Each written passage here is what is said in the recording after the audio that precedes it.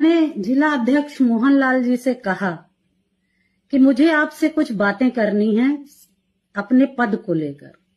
तो मोहनलाल जी ने कहा कि ठीक है, आइए बैठते हैं, बात करते हैं। इन्होंने मुझे बुलाया, मैं गई भी,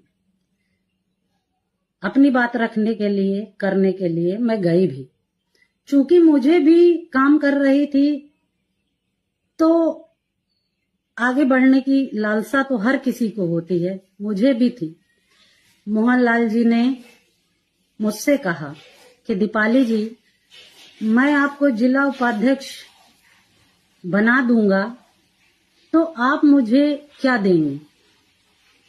मैंने कहा, भाई साहब, मेरे पास देने के लिए कुछ नहीं है, क्योंकि अभी अभी मेरा घर मकान बिक चुका है, आपको पता है।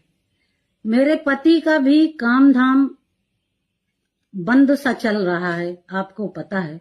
मैं आर्थिक रूप से इतनी कमजोर हूं कि मैं आपको कुछ दे नहीं सकती। मोहनलाल जी ने कहा, अरे दीपाली जी, आपके पास देने को बहुत कुछ है। मैंने कहा, भाई साहब, मैं समझी नहीं, कहना क्या आप चाहते हैं? इन्होंने कहा, आप समझदार हैं, आपको मुझे बताने की आवश्यकता नहीं है, आप इशारों को समझिए। मैंने कहा, भाई साहब, मैं ना तो इशारों में बात करती हूँ, ना मुझे समझ में आता है ये सब। आप खुद का बताइए, यदि करने योग्य होगा तो मैं जरूर करूंगा।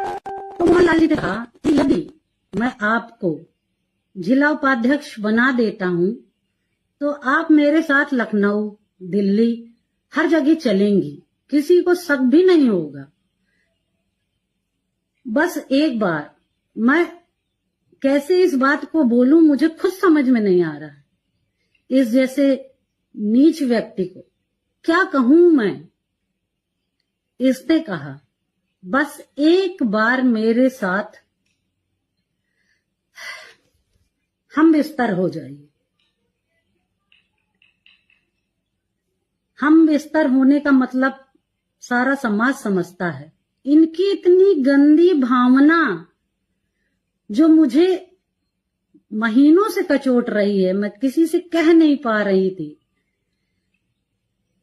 शांत थी। मैंने कहा, भाई साहब, आपके घर में भी बहू बेटियां हैं, ऐसी बातें की जाती हैं? आप बहनों के प्रति ऐसी धारणा रखते हैं? और क्रोधित होकर मैं वहां से आने लगी तो इन्होंने कहा कि दीपाली जी, अगर आप मेरी बात को मान जाएंगी तो मैं जिला पंचायत का आपको टिकट भी दे दूंगा। मैं लालची महिला नहीं हूं, इसलिए मैं शांत होकर, गुस्से में लाल होकर वहां से वापस घर गई।